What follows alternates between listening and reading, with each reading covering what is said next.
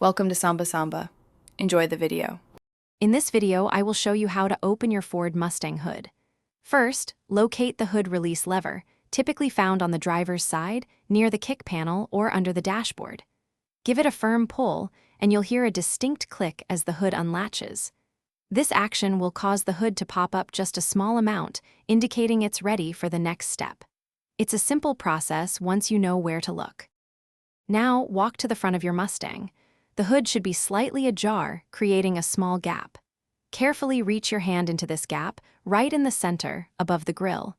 You'll be looking for a small lever or tab. This is the secondary safety latch, designed to prevent accidental opening while driving. It's usually a small, spring-loaded piece. Once you've located that secondary safety latch, you'll need to either push it to the side or lift it up, depending on your Mustang's model. While holding the latch in the released position, use your other hand to lift the hood completely open. It should swing upwards smoothly. This two-step process ensures the hood remains securely closed until you intentionally open it. With the hood fully open, find the prop rod. It's usually clipped to the underside of the hood or near the engine bay.